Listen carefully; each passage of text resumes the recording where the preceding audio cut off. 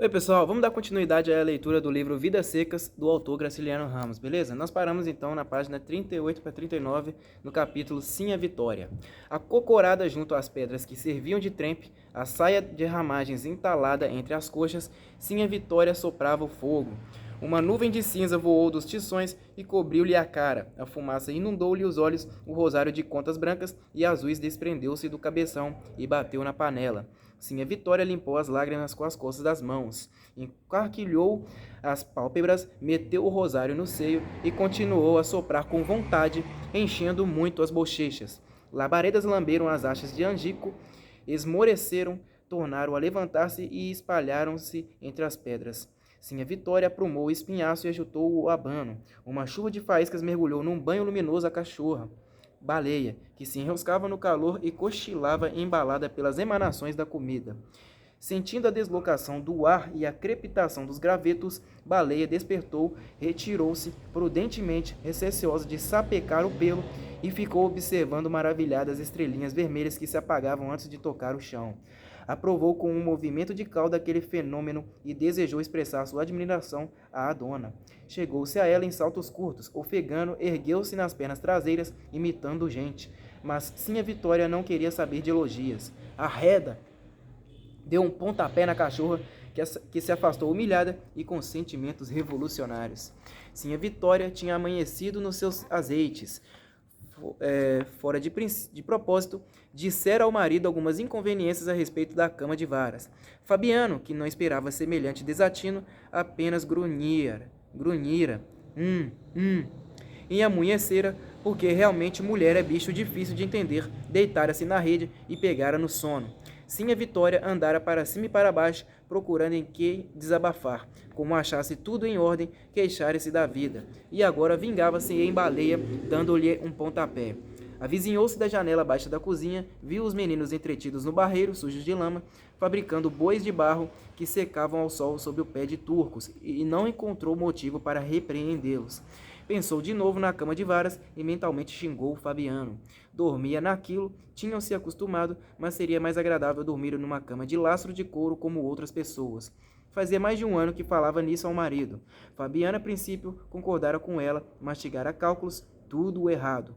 Tanto para o couro, tanto para a armação. Bem, poderiam adquirir o imóvel necessário economizando na roupa e no querosene. Sim, a Vitória respondera que isso era impossível porque eles vestiam mal, as crianças andavam nuas e recolhiam-se todos ao anoitecer. Para bem dizer, não se acendiam candeeiros na casa.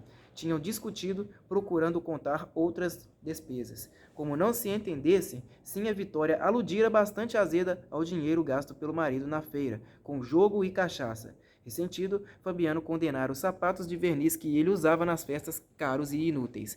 Calçada naquilo, trôpega, mexia-se com um papagaio, era ridícula. Sim, a Vitória ofendera-se gravemente com a comparação, e se não fosse o respeito que Fabiano lhe inspirava, teria despropositado. Efetivamente, os sapatos apertavam-lhe os dedos, faziam-lhe calos. Equilibrava-se mal, tropeçava, manquejava, trepado nos saltos de meio palmo. Devia ser ridícula, mas a opinião de Fabiano entristecera a muito. Desfeitas essas nuvens, curtidos ao dissabores, a cama de novo lhe aparecera no horizonte acanhado. Agora pensava nela de mau humor, julgava-a inatingível e misturava-a às obrigações da casa. Foi à sala, passou por baixo do punho da rede onde Fabiano roncava, tirou do caritó o cachimbo e uma pele de fumo, saiu para o copiar. O chocalho da vaca laranja tilintou para os lados do rio. Fabiano era capaz de se ter esquecido de curar a vaca laranja. Quis acordá-lo e perguntar, mas distraiu-se olhando os chiques-chiques e os mandacarus que avultavam na campina. Um mormaço levantava-se da terra queimada. Estremeceu, lembrando-se da seca. O rosto moreno desbotou, os olhos pretos arregalaram-se. Diligenciou afastar a recordação, temendo que ela virasse realidade. Rezou baixinho uma Ave Maria, já tranquila, a atenção desviada para um buraco que havia na cerca do chiqueiro das cabras. Esfarelou a pele de fumo entre as palmas das mãos grossas, encheu o cachimbo de barro, foi consertar a cerca. Voltou, circulou a casa atravessando o cercadinho do oitão, entrou na cozinha. É capaz de Fabiano ter se esquecido da vaca laranja. Agachou-se, atiçou o fogo, apanhou uma brasa com a colher, acendeu o cachimbo, pôs-se a chupar o canudo de taquari cheio de sarro. Jogou longe uma cusparada que passou por cima da janela e foi cair no terreiro. Preparou-se para cuspir novamente. Por uma extravagante associação, relacionou esse ato com a lembrança da cama. Se o cuspo alcançasse o terreiro, a cama seria comprada antes do fim do ano. Encheu a boca de saliva, inclinou-se e não conseguiu o que esperava. Fez várias tentativas inutilmente. O resultado foi secar a garganta. Ergueu-se desapontada. Besteira, aquilo não valia. Aproximou-se do canto onde o pote se erguia numa forquilha de 3 pontas, bebeu um caneco de água. Água salobra. Ixi! Isso lhe sugeriu 2 imagens quase simultâneas, que se confundiram e neutralizaram. Panelas e bebedouros. Encostou o fura-bolos à testa indecisa. Em que estava pensando? Olhou o chão concentrada, procurando recordar-se, viu os pés chatos, largos, os dedos separados. De repente, as 2 ideias voltaram. O bebedouro secava, a panela não tinha sido temperada. Foi levantar o texto, recebeu na cara vermelha uma baforada de vapor. Não é que ia deixando a comida esturrar? Pôs água nela e remexeu-a com a quenga preta de coco. Em seguida provou o caldo. Insosso, nem parecia boia de cristão. Chegou-se ao giral, onde se guardavam cumbucos e mantas de carne. Abriu a mochila de sal, tirou um punhado, jogou-o na panela. Agora pensava no bebedouro, onde havia um líquido escuro que bicho enjeitava. Só tinha medo da seca. Olhou de novo os pés espalmados. Efetivamente não se acostumava a calçar sapatos, mas o remoque de Fabiano molestara-a. Pés de papagaio, isso mesmo, sem dúvida. Matuto anda assim. Para que fazer vergonha à gente? Arreliava-se com a comparação. Pobre do papagaio. Viajar com ela na gaiola que balançava em cima do baú da folha. Gaguejava. Meu louro. Era o que sabia dizer. Fora isso, aboiava arremedando Fabiano e latia como baleia. Coitado. Sim, a Vitória nem queria lembrar-se daquilo. Esquecer a vida antiga era como se tivesse nascido depois que chegara à fazenda. A referência aos sapatos abrira-lhe uma ferida e a viagem reaparecera. As alpercatas dela tinham sido gastas nas pedras. Cansada, meio morta de fome, carregava o filho mais novo, o baú e a gaiola do papagaio. Fabiano era ruim. Mal agradecido. Olhou os pés novamente. Pobre do louro. Na beira do rio matara-o por necessidade para o sustento da família. Naquele momento, ele estava zangado, fitava na cachorrinha as pupilas sérias e caminhava aos tombos como os matutos em dias de festa. Para que Fabiano fora despertar-lhe aquela recordação? Chegou à porta, olhou as folhas amarelas das catingueiras, suspirou. Deus não havia de permitir outra desgraça. Agitou a cabeça e procurou ocupações para entreter-se. Tomou a cuia grande, encaminhou-se ao barreiro, encheu de água o caco das galinhas, endireitou o poleiro. Em seguida, foi ao quintalzinho regar os craveiros e as panelas de losna, e botou os filhos para dentro de casa, que tinham barro até nas meninas dos olhos. Repreendeu-os. Safadinhos, porcos, sujos como... Deteve-se. Ia dizer que eles estavam sujos como papagaios. Os pequenos fugiram, foram enrolar-se na esteira da sala, por baixo do caritó, e sim a Vitória voltou para junto da trempe e reacendeu o cachimbo. A panela chiava. Um vento morno e empoeirado sacudia as teias de aranha e as cortinas de pucumã do teto. Baleia, sob o giral, coçava-se com os dentes e pegava moscas. Ouviam-se distintamente os roncos de Fabiano, compassados, e o ritmo dele influiu nas ideias de sim a Vitória. Fabiano roncava com segurança. Provavelmente não havia perigo, a seca devia estar longe. Outra vez, sim, a Vitória pôs-se a sonhar com a cama de lastro de couro, mas o sonho se ligava à recordação do papagaio, e foi-lhe preciso um grande esforço para isolar o objeto do seu desejo. Tudo ali era estável, seguro. O sono de Fabiano, o fogo que estalava, o toque dos chocalhos, até o zumbido das moscas davam-lhe sensação de firmeza e repouso. Tinha de passar a vida inteira dormindo em valas? Bem no meio do catre havia um nó, um calombo grosso na madeira, e ela se encolhia num canto, o marido no outro, não podiam estirar-se no centro. A princípio não se incomodara. Bamba, moída de trabalhos, deitar-se-ia em pregos. Viera, porém, um começo de prosperidade. Comiam, engordavam. Não possuíam nada. Se retirassem, levariam a roupa, a espingarda, o baú de folha e troços miúdos. Mas iam vivendo na graça de Deus, o patrão confiava neles, e eram quase felizes. Só faltava uma cama. Era o que aperreava sim a Vitória. Como já não se estazava em serviços pesados, gastava um pedaço da noite parafusando. E o costume de encafuar-se ao escurecer não estava certo que ninguém é galinha. Nesse ponto, as ideias de sim a Vitória seguiram outro caminho, que pouco depois foi desembocar no primeiro No primeiro, não era que a raposa tinha passado no rabo a galinha pedrez? Logo, a pedrez, a mais gorda, decidiu amarrar um mundel perto do poleiro. Encolerizou-se. A raposa pagaria a galinha pedrez. Ladrona! Pouco a pouco a zanga se transferiu. Os roncos de Fabiano eram insuportáveis. Não havia homem que roncasse tanto. Era bom levantar-se e procurar uma vara para substituir aquele pau amaldiçoado que não deixava uma pessoa virar-se. Por que não tinha removido aquela vara incômoda? Suspirou. Não conseguiam tomar resolução. Paciência. Era melhor esquecer o nó e pensar numa cama igual à de seu Tomás da Bolandeira. Seu Tomás tinha uma cama de verdade, feita pelo carpinteiro, um estrado de sucupira alisado a enxó, com as juntas abertas a formão, tudo embutido direto, e um couro cru em cima, bem esticado e bem pregado. Ali podia um cristão estirar os ossos. Se vendesse as galinhas e a marrã, infelizmente, a excomungada raposa tinha comido a pedrez a mais gorda. Precisava dar uma lição à raposa, e amarrar o mundel junto do poleiro e quebrar o espinhaço daquela sem vergonha. Ergueu-se, foi à camarinha procurar qualquer coisa, voltou desanimada e esquecida. Onde tinha a cabeça? Sentou-se na janela abaixo da cozinha, desgostosa. Venderia as galinhas e a marrã, deixaria de comprar querosene. Inútil consultar Fabiano, que sempre se entusiasmava, arrumava projetos. Esfriava logo, e ela franzia a testa espantada, certa de que o marido se satisfazia com a ideia de possuir uma cama. Sim, a Vitória desejava uma cama real de couro e sucupira, igual a de seu Tomás de Bolandeira. Da Bolandeira.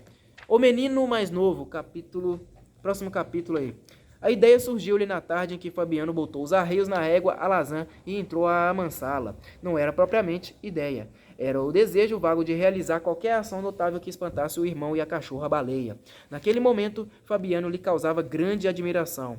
Metido nos couros de perneiras, gibão e guarda-peito, era a criatura mais importante do mundo. As rosetas das esporas dele tilintavam no pátio. As abas do chapéu, jogado para trás, preso debaixo do queixo pela correia, aumentavam-lhe o rosto queimado, faziam-lhe um círculo enorme em torno da cabeça.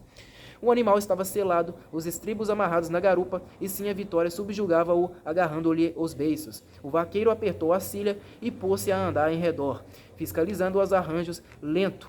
Sem se apressar, livrou-se de um coice, virou o corpo, os cascos da égua passaram-lhe rente ao peito, raspando o gibão. Em seguida, Fabiano subiu ao copiar, saltou na sela, a mulher recuou e foi um redemoinho na caatinga. Trepado na porteira do curral, o menino mais novo torcia as mãos suadas, estirava-se para ver a nuvem de poeira que toldava as imburanas. Ficou assim uma eternidade, cheio de alegria e medo, até que a égua voltou e começou a pular furiosamente no pátio como se tivesse o diabo no corpo. De repente a cilha arrebentou e houve um desmoronamento. O pequeno deu um grito e ia tombar da porteira, mas sossegou logo. Fabiano tinha caído em pé e recolhia-se banzeiro e cambaio, os arreios no braço. Os estribos, soltos na carreira desesperada, batiam um no outro, as rosetas das esporas tiniam. Sim, a Vitória cachimbava tranquila no banco do copiar, catando lêndias no filho mais velho. Não se conformando com semelhante indiferença depois de façanha do pai, o menino foi acordar Baleia, que preguiçava a barriguinha vermelha descoberta sem vergonha. A cachorra abriu um olho, encostou a cabeça à pedra de amolar, bocejou e pegou no sono de novo. Julgou-a estúpida e egoísta, deixou-a indignado. Foi puxar a manga do vestido da mãe, desejando comunicar-se com ela. Sim, a Vitória soltou uma exclamação de aborrecimento e, como o pirralho insistisse, deu-lhe um cascudo. Retirou-se zangado, encostou-se no estejo do alpendre, achando o mundo todo ruim e insensato. Dirigiu-se ao chiqueiro, onde os bichos boldeavam, fungando, erguendo os focinhos franzindo. Aquilo era tão engraçado que o egoísmo de Baleia e o mau humor de Sim a Vitória desapareceram. A admiração a Fabiana que ia ficando maior. Esqueceu desentendimentos e grosserias, o entusiasmo verdadeiro encheu-lhe a alma pequenina. Apesar de ter medo do pai, chegou-se a ele devagar, esfregou-se nas perneiras, tocou as abas do gibão. As perneiras, o gibão, o guarda-peito, as esporas e o barbicacho do chapéu maravilhavam-no. Fabiano desviou-o. Desatento, entrou na sala e foi despojar-se daquela grandeza. O menino deitou-se na esteira, enrolou-se e fechou os olhos. Fabiano era terrível. No chão, despidos os couros, reduzia-se bastante, mas no lombo da égua a alazã era terrível. Dormiu e sonhou. Um pé de vento cobrira a poeira a folhagem das imburanas. Sim, a Vitória catava piolhos no filho mais velho. Baleia descansava a cabeça na pedra de amolar. No dia seguinte, essas imagens se varreram completamente. Os juazeiros no fim do pátio estavam escuros, destoavam das outras árvores. Por que seria? Aproximou-se do chiqueiro das cabras, viu o bode velho fazendo um barulho feio com as ventas arregaçadas, lembrou-se do acontecimento da véspera. Encaminhou-se aos juazeiros, curvado, espiando os rastros da égua alazã. À hora do almoço, sim, a Vitória repreendeu-o. Este capeta anda leso. Ergueu-se, deixou a cozinha, foi contemplar as perneiras, o guarda-peito e o gibão pendurados no torno da sala. Daí marchou para o chiqueiro, e o projeto nasceu. Arredou-se, fez tensão de entender-se com alguém, mas ignorava o que pretendia dizer. A égua alazã e o bode misturavam-se, ele e o pai misturavam-se também. Rodeou o chiqueiro, mexendo-se como um urubu, arremedando Fabiano. A necessidade de consultar o irmão apareceu e desapareceu. O outro iria rir-se, mangar dele, avisar sim a Vitória. Teve medo do riso e da mangação. Se falasse daquilo, sim a Vitória lhe puxaria as orelhas. Evidentemente, ele não era Fabiano, mas se fosse, precisava mostrar que podia ser Fabiano. Conversando, talvez conseguisse explicar-se. Pôs-se a caminhar, banzeiro, até que o irmão e Baleia levaram as cabras ao bebedouro. A porteira abriu-se, um fartum espalhou-se pelos arredores, os chocalhos soaram, a camisinha de algodão atravessou o pátio, contornou as pedras onde se atiravam cobras mortas, passou os juazeiros, desceu a ladeira, alcançou a margem do rio. Agora as cabras se empurravam metendo os focinhos na água, os conos entrechocavam-se. Baleia, atarefada, latia correndo. Trepado na ribanceira, o coração aos baques, o menino mais novo esperava que o bode chegasse ao bebedouro. Certamente aquilo era arriscado, mas parecia-lhe que ali em cima tinha crescido e podia virar Fabiano. Sentou-se indeciso. O bode ia saltar e derrubá-lo. Ergueu-se e afastou-se, quase livre da tentação, viu um bando de periquitos que voava sobre as catingueiras. Desejou possuir um deles, amarrá-lo com uma embira, dar-lhe comida. Sumiram-se todos chiando, e o pequeno ficou triste, espiando o céu cheio de nuvens brancas. Algumas eram carneirinhos, mas desmanchavam-se e tornavam-se bichos diferentes. Duas grandes se juntaram, e uma tinha a figura da égua alazã, a outra representava Fabiano.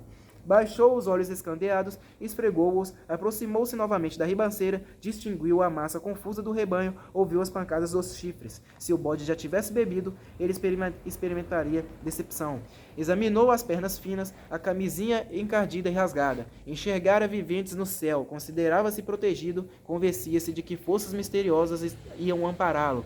Boiaria no ar como um periquito. Pôs-se a berrar, imitando as cabras, chamando o irmão e a cachorra. Não obtendo resultado, indignou-se. Ia mostrar aos dois uma proeza, voltariam para casa espantados. Aí o bode se avizinhou e meteu o focinho na água. O menino despenhou-se da ribanceira, escanchou-se no espinhaço dele. Mergulhou no pelame fofo, escorregou, tentou em vão segurar-se com os calcanhares, foi atirado para a frente, voltou, achou-se montado na garupa do animal, que saltava demais e provavelmente se distanciava do bebedouro. Inclinou-se para um lado, mas, fortemente sacudido, retomou a posição vertical. Entrou a dançar desengonçado, as pernas abertas, os braços inúteis.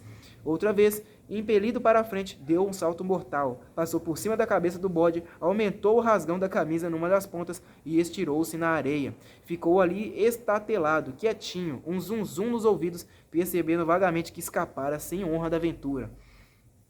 Viu as nuvens que se desmanchavam no céu azul, embirrou com elas, interessou-se pelo voo dos urubus. Debaixo dos couros, Fabiano andava banzeiro, pesado, direitinho, um urubu. Sentou-se e apalpou as juntas doídas. Fora sacolejado violentamente, parecia-lhe que os ossos estavam deslocados. Olhou com raiva o irmão e a cachorra.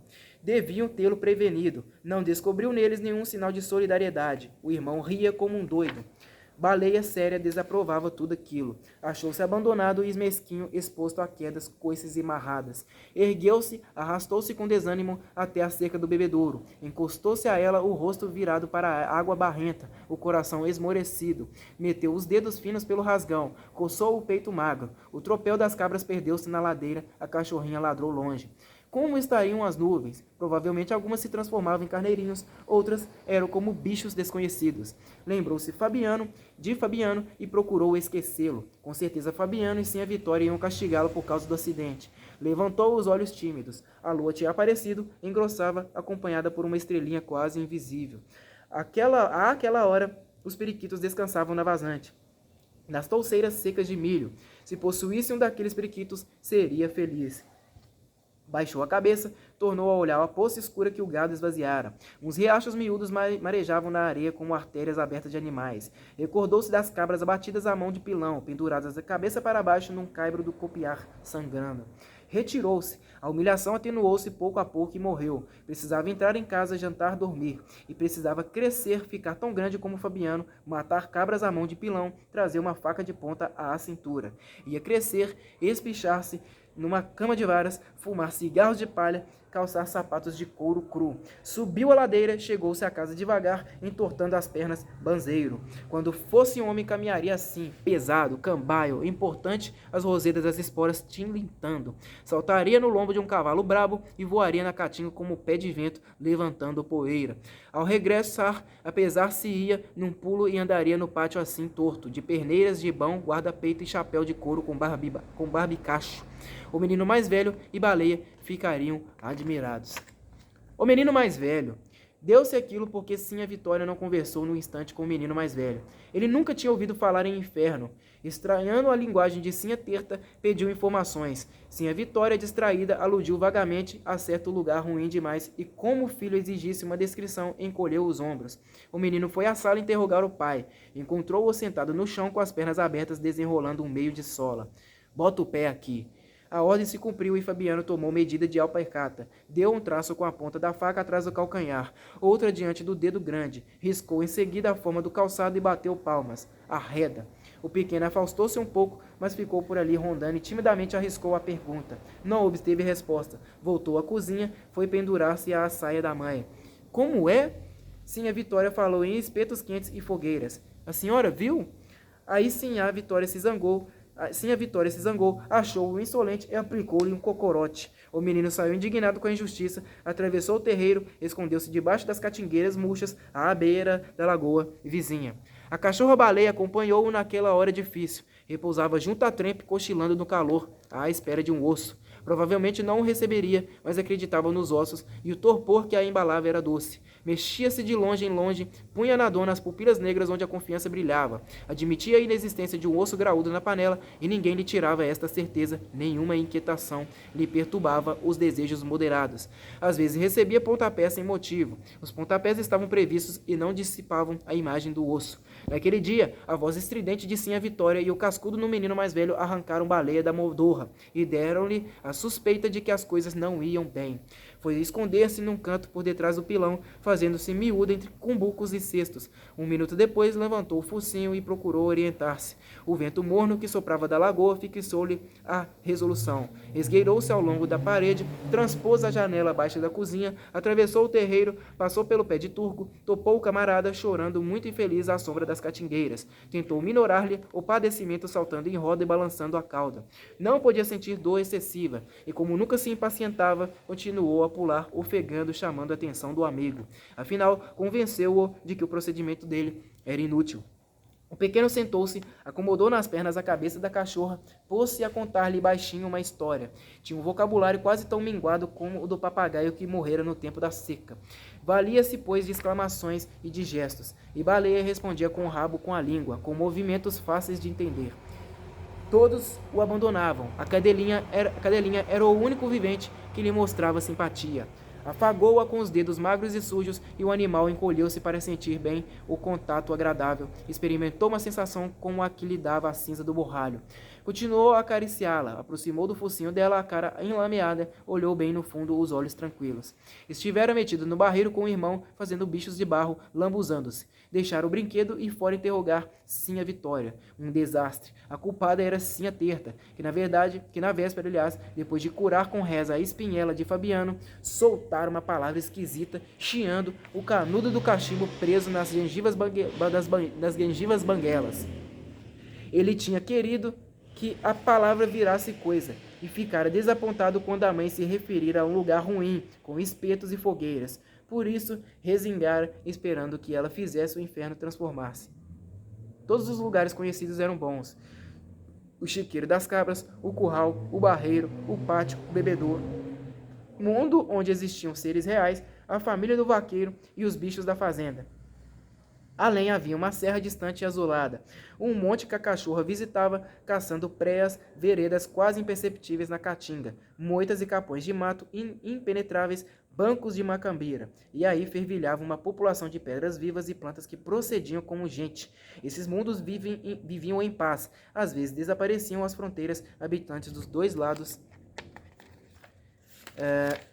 entendiam-se perfeitamente e auxiliavam-se. Existiam, sem dúvida, em toda a parte forças maléficas, mas essas forças eram sempre vencidas. E quando Fabiano amansava brabo, evidentemente uma entidade protetora segurava-o na cela, indicava-lhe os caminhos menos perigosos, livrava-o dos espinhos e dos galhos. Nem sempre as relações entre as criaturas haviam sido amáveis. Antigamente os homens tinham fugido à toa, cansados e famintos. Sim, a Vitória, com o filho mais novo escanchado no quarto, equilibrava o baú de folha na cabeça. Fabiano levava no ombro a espingarda de pederneira. Baleia mostrava as costelas através do pelo escasso. Ele, o menino mais velho, caíra no chão que lhe torrava os pés. Escurecera de repente, os chiques e os mandacarus haviam desaparecido. Mal sentia as pancadas que Fabiano lhe dava com a bainha da faca de ponta. Naquele tempo o mundo era ruim, mas depois se consertara. Para bem dizer, as coisas ruins não tinham existido. No geral da cozinha arrumavam-se mantas de carne seca e pedaços de toicinho. A sede não atormentava as pessoas, e à tarde, aberta a porteira, o gado miúdo corria para o bebedouro. Ossos e seixos transformavam-se às vezes nos entes que povoavam as moitas, o morro, a serra distante e os bancos de macambira. Como não sabia falar direito, o menino balbuciava expressões complicadas, repetia as sílabas, imitava os berros dos animais, o barulho do vento, o som dos galhos que rangiam na caatinga, roçando-se. Agora tinha tido a ideia de aprender uma palavra com certeza importante porque figurava na conversa de Sinha Terta. Ia decorá-la e transmiti-la ao irmão e à cachorra. Baleia permaneceria indiferente, mas o irmão se admiraria invejoso. Inferno, inferno. Não acreditava que um nome tão bonito servisse para designar coisa ruim. E resolvera discutir com Sinha Vitória. Se ela houvesse dito que tinha ido ao inferno, bem, Sinha Vitória impunha-se autoridade visível e poderosa. Se houvesse feito menção de qualquer autoridade invisível e mais poderosa, muito bem. Mas tentaram convencê-la, dando-lhe um cocorote, e isto lhe parecia absurdo. Achava as pancadas naturais quando as pessoas grandes se zangavam. Pensava até que a zanga delas era a causa única dos cascudos e puxavantes de orelhas. Esta convicção tornava-o desconfiado, fazia-o observar os pais antes de se dirigir a eles. Animara-se a interrogar Sinha Vitória, porque ela estava bem disposta. Explicou isto à cachorrinha com abundância de gritos e gestos. Baleia detestava expansões violentas. Estirou as pernas, fechou os olhos e bocejou. Para ela, os pontapés eram fatos desagradáveis e necessários. Só tinha um meio de evitá-los, a fuga. Mas às vezes apanhavam-na de surpresa. Uma extremidade de alpercata batia-lhe no traseiro. Saía latindo e ia esconder-se no mato com desejo de morder canelas. Incapaz de realizar o desejo, aquietava-se. Efetivamente, a exaltação do amigo era desarrazoada. Tornou a estirar as pernas e bocejou de novo. Seria bom dormir. O menino beijou-lhe o focinho úmido, embalou-a. A alma dele pôs-se a fazer voltas em redor da serra azulada e dos bancos de macambira. Fabiano dizia que na serra havia tocas de suaranas, e nos bancos de macambira, rendilhados de espinhos, surgiam cabeças chatas de jararacas. Esfregou as mãos finas, engravatou as unhas sujas. Esgaravatou, aliás, as unhas sujas. Pensou nas figurinhas abandonadas junto ao barreiro, mas isso lhe trouxe a recordação da palavra infeliz. Diligenciou afastar do espírito aquela curiosidade funesta e imaginou que não fizera pergunta, não recebera, portanto, o cascudo. Levantou-se, via a janela da cozinha o cocó de Sinha Vitória, e isto lhe dava pensamentos maus. Foi sentar-se debaixo de outra árvore, avistou a serra coberta de nuvens. Ao escurecer, a serra misturava-se com o céu e as estrelas andavam em cima dela.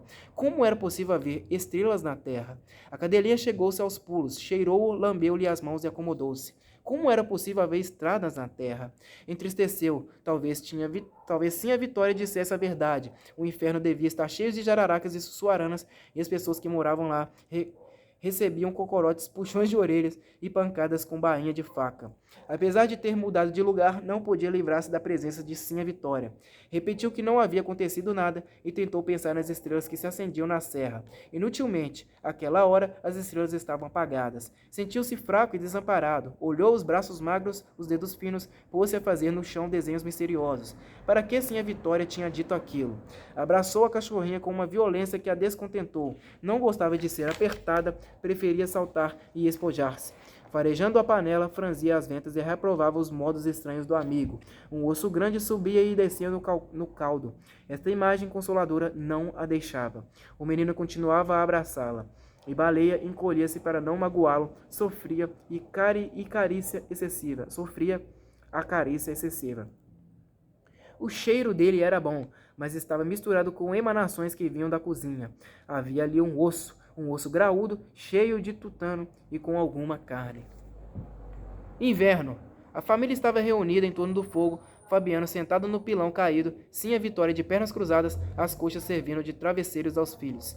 A cachorra-baleia, com o travesseiro no chão e o resto do corpo levantado, olhava as brasas que se cobriam de cinza. Estava um frio medonho, as goteiras pingavam lá fora, o vento sacudia os ramos das catingueiras e o barulho do rio era como um trovão distante.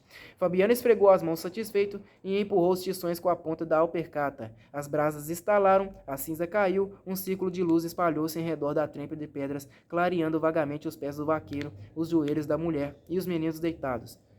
De quando em quando estes se mexiam, porque o lume era fraco e apenas aquecia pedaços deles. Outros pedaços esfriavam recebendo o ar que entrava pelas rachaduras das paredes e pelas gretas da janela. Por isso não podiam dormir.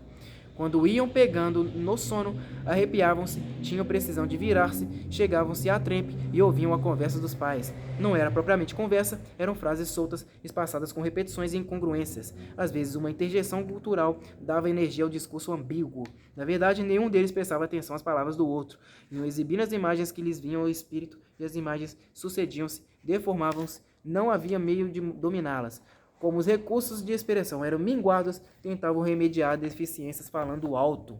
Fabiano tornou a esfregar as mãos e iniciou uma história bastante confusa, mas como só estavam iluminadas as alpercatas dele, o gesto passou despercebido. O menino mais velho abriu os ouvidos atento. Se pudesse ver o rosto do pai, compreenderia talvez uma parte da narração. Mas assim no escuro a dificuldade era grande. Levantou-se e foi a um canto da cozinha, trouxe de lá uma braçada de lenha. Sinha Vitória aprovou este ato com um rugido, mas Fabiano condenou a interrupção, achou que o procedimento do filho revelava falta de respeito e estirou o braço para castigá-lo. O pequeno escapuliu-se, foi enrolar-se na saia da mãe, que se pôs francamente do lado dele. Que brabeza. Aquele homem era assim mesmo, tinha o coração perto da goela, estourado. Remexeu as brasas com o cabo da quenga de coco, arrumou entre as pedras achas de angico molhado, procurou acendê-las. Fabiano ajudou-a, suspendeu a tagarelice, pôs-se de 4 pés e soprou os carvões, enchendo muitas bochechas. Uma fumarada invadiu a cozinha, as pessoas tossiram, enxugaram os olhos. Sinha Vitória manejou o abano e, passado 1 minuto, as labaredas se espirraram entre as pedras. O círculo de luz aumentou, agora as figuras surgiam na sombra, vermelhas. Fabiano, visível da barriga para baixo, ia se tornando indistinto daí para cima. Era um negrume que vagos clarões cortavam. Desse negrume saiu novamente a parolagem mastigada. Fabiano estava de bom humor. Dias antes a enchente havia coberto as marcas postas no fim da terra de aluvião, alcançava as catingueiras que deviam estar submersas. Certamente só apareciam as folhas e a espuma subia, lambendo ribanceiras que se desmoronavam. Dentro um pouco o despotismo de água ia acabar, mas Fabiano não pensava no futuro. Por enquanto a inundação crescia, matava bichos, ocupava grotas e várzeas. Tudo muito bem, e Fabiano esfregava as mãos. Não havia o perigo de seca imediata que aterrorizara a família durante meses.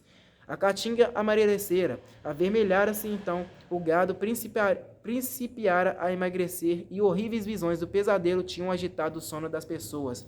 De repente, um traço ligeiro rasgara o céu para os lados da cabeceira do rio. Outros surgiram mais claros, o trovão roncara perto, na escuridão da meia-noite rolaram nuvens cor de sangue.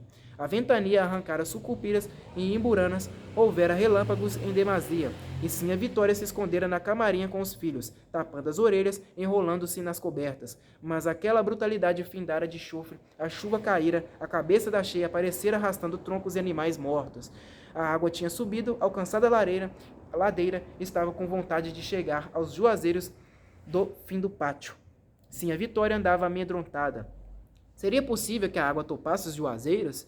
Se isto acontecesse, a casa seria invadida, os moradores teriam de subir o morro, viver uns dias no morro como preás.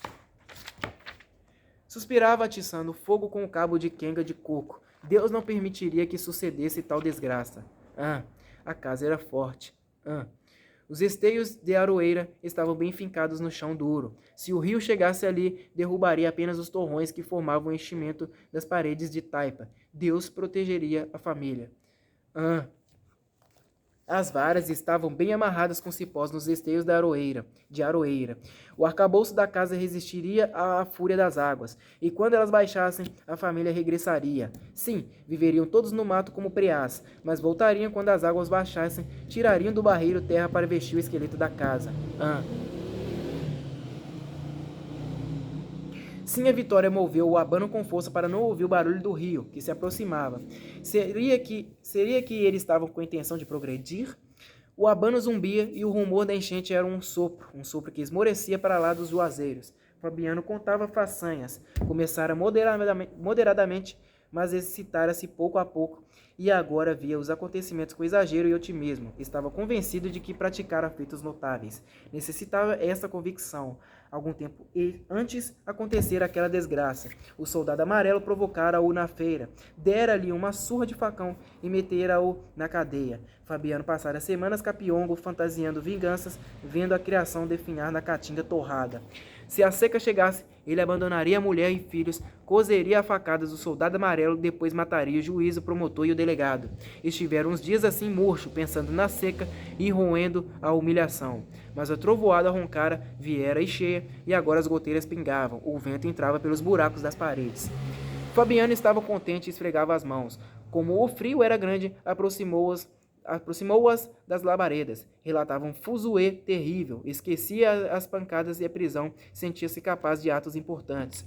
O rio subia a ladeira. Estava perto dos juazeiros. Não havia notícia de que os houvesse atingido. E Fabiano, seguro, baseado nas informações dos mais velhos, narrava uma briga de que saíra vencedor.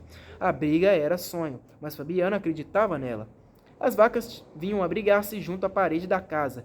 Pegada ao curral, a chuva fustigava-as, os chocalhos batiam.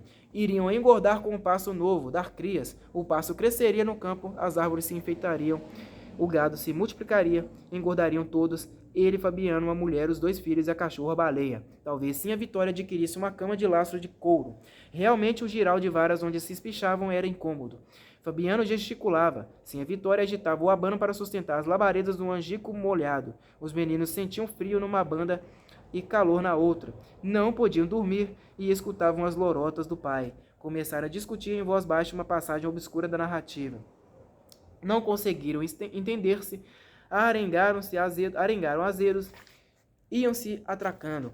Fabiano zangou-se com a impertinência deles e quis puni-los. Depois moderou-se, repisou o trecho incompreensível utilizando palavras diferentes.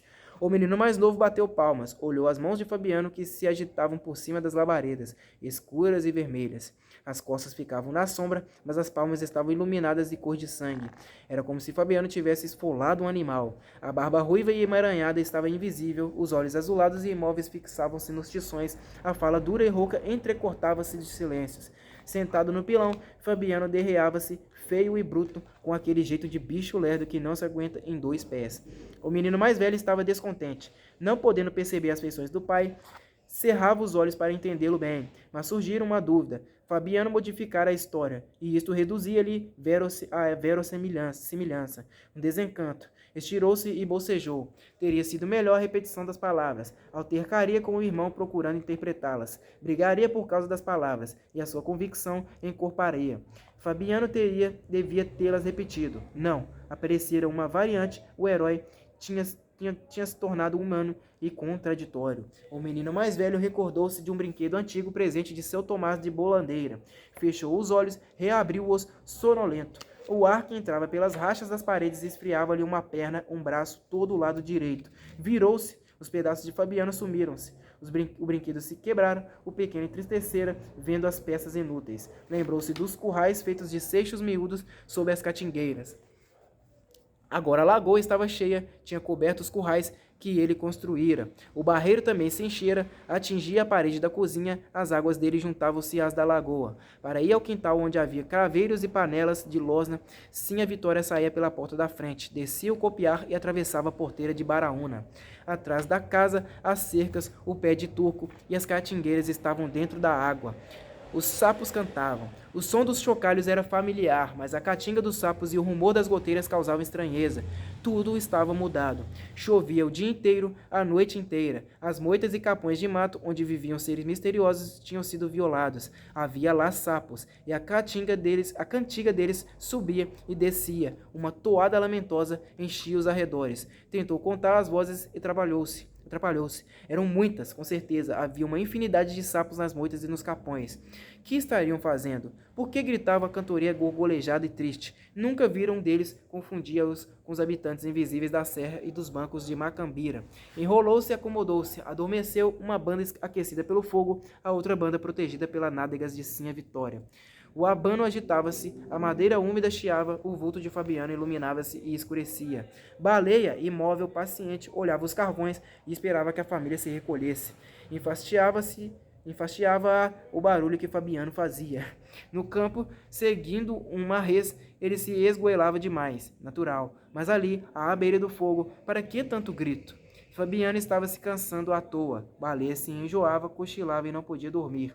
Sinha Vitória devia retirar os carvões e a cinza, varrer o chão, deitar-se na cama de varas com Fabiano. Os meninos se arrumariam na esteira por baixo do caritó, na sala. Era bom que a deixassem em paz. O dia todo espiavam os movimentos das pessoas, tentando adivinhar coisas incompreensíveis. Agora precisava dormir, livrar-se das pulgas e daquela vigilância a que a tinham habituado. Varrido o chão com vassourinha, escorregaria entre as pedras, enroscar-se-ia, adormeceria no calor, sentindo o cheiro das cabras molhadas e ouvindo rumores desconhecidos, o tic-tac das pingueiras, a cantiga dos sapos, o sopro do rio cheio. Bichos miúdos e sem dono iriam visitá-la. Festa. Fabiano, Sinha Vitória e os meninos iam à festa de Natal na cidade. Eram 3 horas, fazia grande calor, redemoinhos espalhavam por cima das árvores amarelas nuvens de poeira e folhas secas. Tinham fechado a casa, atravessado o pátio, descido a ladeira e pesunhavam nos seixos como bois doentes dos cascos. Fabiano, apertado na roupa de brim branco feita por Sinha Terta, com chapéu de baeta, colarinho, gravata, botinas de vaqueta e elástico, procurava erguer o espinhaço, o que ordinariamente não fazia. Sinha Vitória, enfronhada no vestido vermelho de ramagens, equilibrava-se mal nos sapatos de salto enorme. Teimava em calçar-se como as moças da rua e dava topadas no caminho. Os meninos estreavam na calça e paletó. Em casa sempre usavam camisinhas de riscado ou andavam nus. Mas Fabiano tinha comprado 10 varas de pano branco na loja e incumbira Sinha Terta de arranjar farpelas para ele e para os filhos. Sinha Terta achara pouca a fazenda e Fabiano se mostrara desentendido, certo de que a velha pretendia furtar-lhe os retalhos. Em consequência, as roupas tinham saído curtas, estreitas e cheias de emendas. Fabiano tentava não perceber essas desvantagens. Marchava direito, a barriga para fora, as costas aprumadas, olhando a serra distante. De ordinário olhava o chão, evitando as pedras, os tocos, os buracos e as cobras. A posição forçada cansou-o, e ao pisar a areia do rio, notou que assim não poderia vencer as 3 léguas que o separavam da cidade. Descalçou-se, meteu as meias no bolso, tirou o paletó, a gravata e o colarinho, roncou, aliviado. Sinha Vitória decidiu imitá-lo. Arrancou os sapatos e as meias que amarrou no lenço. Os meninos puseram as chinelinhas debaixo do braço e sentiram-se à vontade. A cachorra-baleia, que vinha atrás, incorporou-se ao grupo. Se ela tivesse chegado antes, provavelmente Fabiana teria enxotado. E Baleia passaria a festa junto às cabras que sujavam o copiar. Mas com a gravata e o colarinho machucados no bolso, o paletó no ombro e as botinas enfiadas num pau, o vaqueiro achou-se perto dela e acolheu-a. Retomou a posição natural, andou cabaio, a cabeça inclinada. Sim, a Vitória, os 2 meninos e Baleia acompanharam-no. A tarde foi comida facilmente, e ao cair da noite estavam na beira do riacho, à entrada da rua. Aí Fabiano parou, sentou-se, lavou os pés duros, procurando retirar das gretas fundas o barro que lá havia. Sem se enxugar, tentou calçar-se, e foi uma dificuldade. Os calcanhares das meias de algodão formaram bolos nos peitos dos pés, e as botinas de vaqueta resistiram como virgens. Sim, a Vitória levantou a saia, sentou-se no chão e limpou-se também. Os 2 meninos entraram no riacho, esfregaram os pés, saíram, calçaram as chinelas e ficaram espiando os movimentos dos pais. Sim, a Vitória aprontava-se e erguia-se, mas Fabiano soprava reliado. Tinha vencido a obstinação de uma daquelas amaldiçoadas botinas. A outra emperrava, e ele, com os dedos nas alças, fazia esforços inúteis. Sim, a Vitória dava palpites que irritavam o marido. Não havia meio de introduzir o diabo do calcanhar no tacão. A um arranco mais forte, a alça de trás rebentou-se e o vaqueiro meteu as mãos pela borracha, energicamente. Nada conseguindo, levantou-se resolvido a entrar na rua assim mesmo, coxeando uma perna mais comprida que a outra. Com raiva excessiva, a que se misturava alguma esperança, deu uma patada violenta no chão. A carne comprimiu-se, os ossos estalaram, a meia molhada rasgou-se e o pé amarrotado se encaixou entre as paredes de vaqueta. Fabiano soltou um suspiro largo de satisfação e dor. Em seguida tentou prender o colarinho duro ao pescoço, mas os dedos trêmulos não realizaram a tarefa. Sim, a Vitória auxiliou-o. O botão entrou na casa, estreita, e a gravata amarrou-se. As mãos sujas, suadas, deixaram no colarinho manchas escuras. Está certo, grunhiu Fabiano. Atravessaram a pinguela e alcançaram a rua. Sim, a Vitória caminhava aos tombos por causa dos saltos dos sapatos e conservava o guarda-chuva suspenso com o castão para baixo e a biqueira para cima, enrolada no lenço. Impossível dizer porque sim, a Vitória levava o guarda-chuva com biqueira para cima e o castão para baixo. Ela própria não saberia explicar-se, mas sempre vira as outras matutas procederem assim e adotava o costume. Fabiano marchava teso. Os 2 meninos espiavam os lampiões e adivinhavam casos extraordinários. Não sentiam curiosidade, sentiam medo e, por isso, pisavam devagar, receando chamar a atenção das pessoas. Supunham que existiam mundos diferentes de fazenda, mundos maravilhosos na Serra Azulada. Aquilo, porém, era esquisito. Mundos diferentes da fazenda, corrigindo. Aquilo, porém, era esquisito. Como podia haver tantas casas e tanta gente? Com certeza os homens iriam brigar. Seria que o povo ali era bravo e não consentia que eles andassem entre as barracas? Estavam acostumados a aguentar cascudos e puxões de orelhas. Talvez as criaturas desconhecidas não se comportassem como sim a Vitória, mas os pequenos retraíam-se, encostavam-se às paredes meio escandeados, os ouvidos cheios de rumores estranhos. Chegaram à igreja, entraram. Baleia ficou passeando na calçada, olhando a rua inquieta. Na opinião dela, tudo devia estar no escuro, porque era noite e a gente que andava no quadro precisava deitar-se. Levantou o focinho, sentiu um cheiro que lhe deu vontade de tossir. Gritavam demais ali perto e havia luzes em abundância, mas o que a incomodava era aquele cheiro de fumaça. Os meninos também se espantavam. No mundo subitamente alargado, viam Fabiano e sim a Vitória muito reduzidos, menores que as figuras dos altares. Não conheciam altares que as figuras dos altares. Corrigindo, gente. Não conheciam altares, mas presumiam, aliás, que aqueles objetos deviam ser preciosos. As luzes e os cantos extasiavam-nos.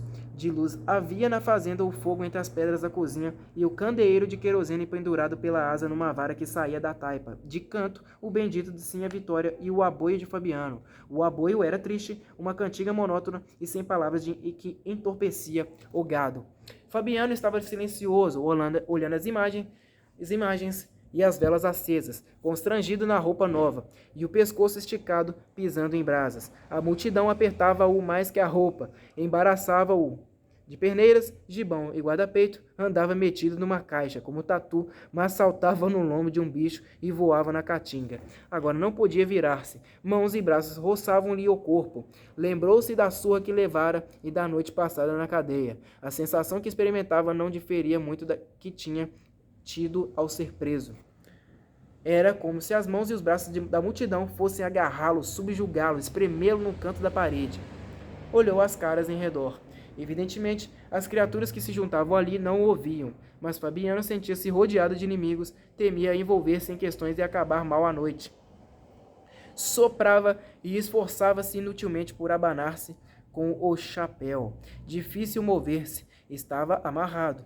Lentamente conseguiu abrir caminho no povaréu, esgueirou-se até junto da pia de água benta, onde se deteve, receoso de perder de vista a mulher e os filhos. Ergueu-se nas pontas dos pés, mas isso lhe arrancou um grunhido. Os calcanhares esfolados começavam a afligi-lo. Distinguiu o cocó de Sinha Vitória, que se escondia atrás de uma coluna. Provavelmente os meninos estavam com ela. A igreja cada vez mais se enchia.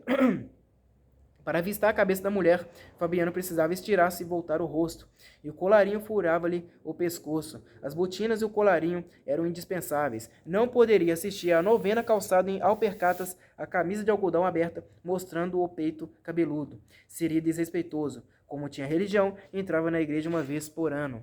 E sempre vira, desde que se entendera, roupas de festa assim: calça e paletó engomados, botinas de elástico, chapéu de baeta, colarinho e gravata. Não se arriscaria a prejudicar a tradição, embora sofresse com ela. Supunha cumprir um dever, tentava aprumar-se, mas a disposição esmorecia. O espinhaço vegava naturalmente, os braços mexiam-se desengonçados. Comparando-se aos tipos da cidade, Fabiano reconhecia-se inferior. Por isso desconfiava que os outros mangavam dele. Fazia-se carrancudo e evitava conversas. Só lhe falava com o fim de tirar-lhe qualquer coisa.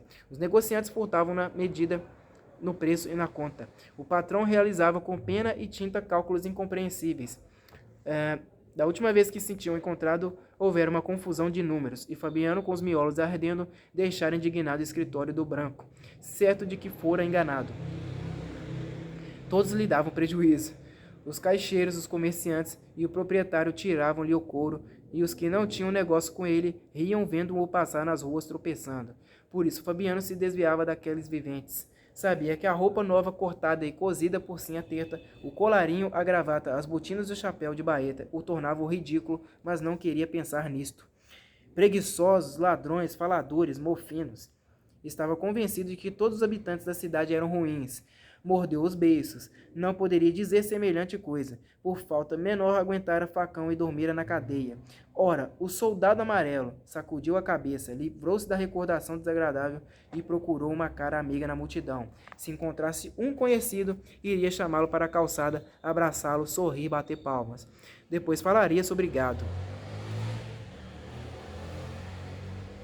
Estremeceu, tentou ver o cocó de Sinha Vitória. Precisava ter cuidado para não se distanciar da mulher e dos filhos. Aproximou-se deles, alcançou-os no momento em que a igreja começava a esvaziar-se.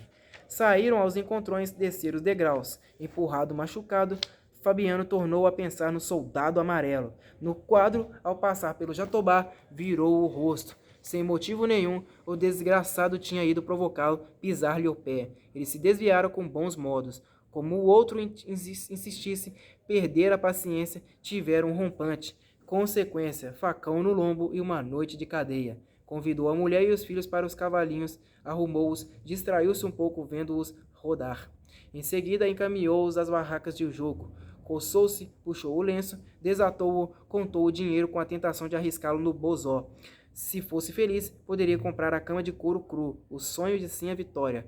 Foi beber cachaça numa tolda. Voltou, pôs-se a rondar indeciso, pedindo com os olhos a opinião da mulher. Sinha Vitória fez um gesto de reprovação e Fabiano retirou-se, lembrando-se do jogo que tivera em casa de seu Inácio com o soldado amarelo. Fora roubado, com certeza fora roubado. Avizinhou-se da tolda e bebeu mais cachaça. Pouco a pouco ficou sem vergonha. Festa é festa.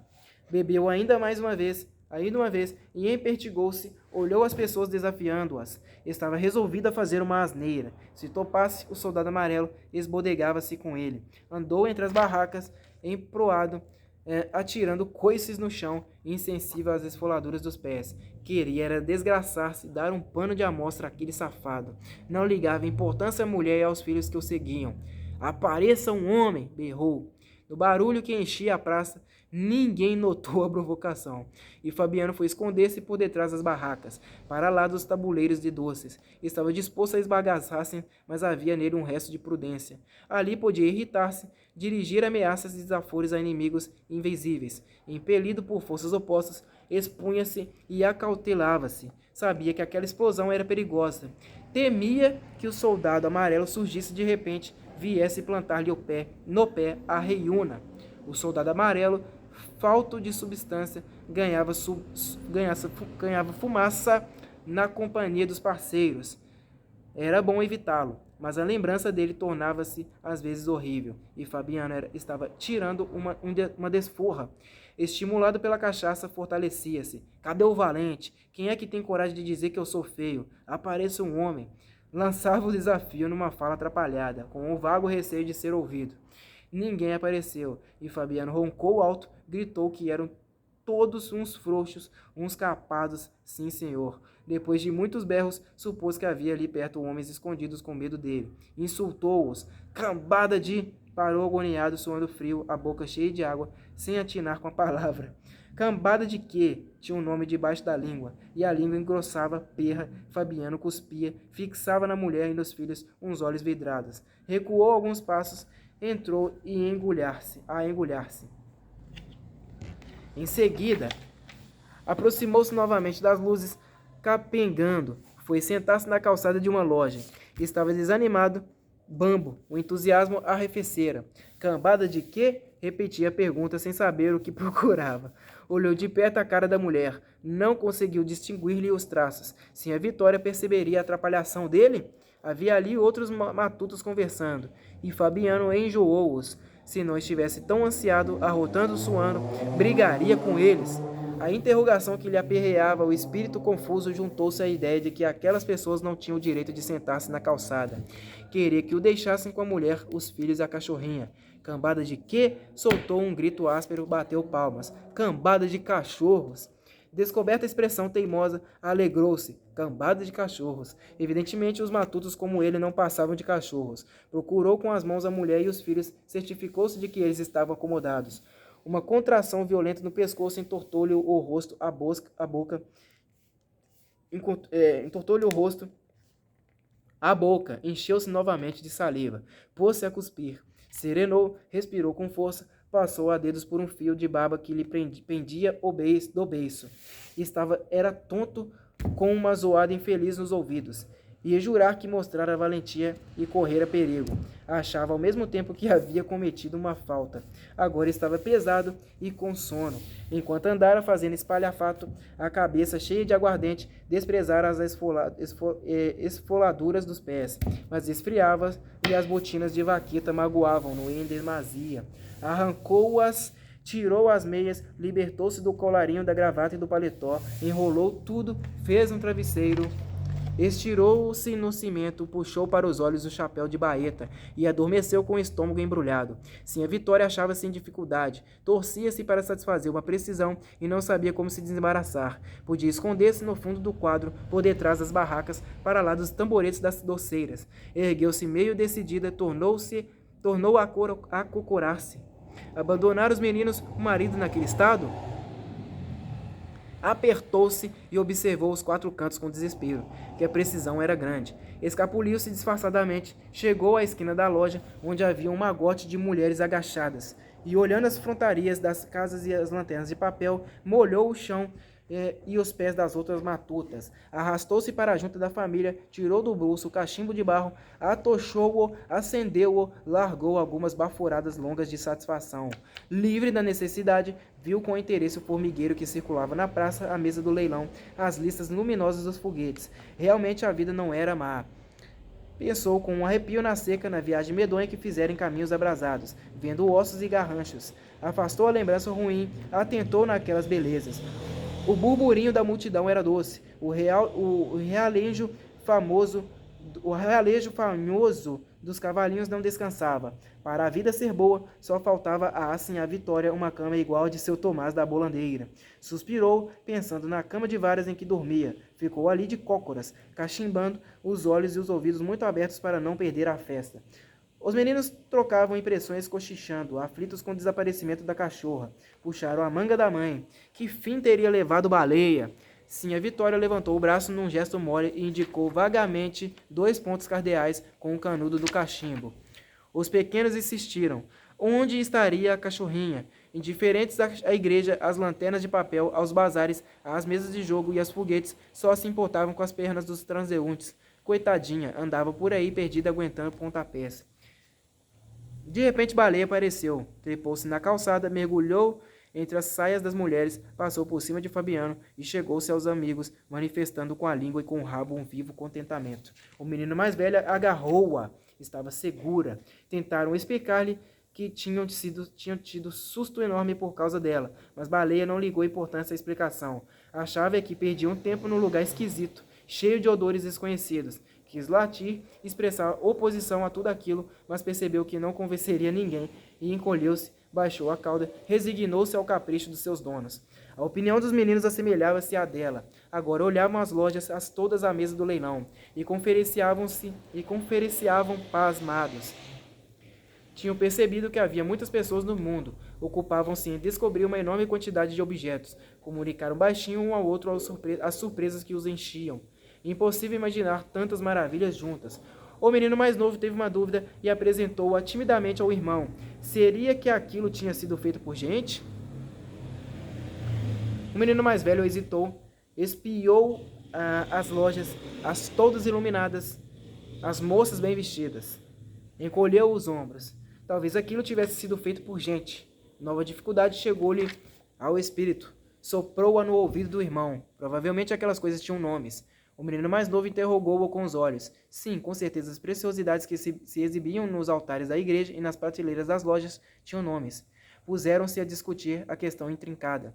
Como podiam os homens guardar tantas palavras? Era impossível, ninguém conservaria tão grande soma de conhecimentos.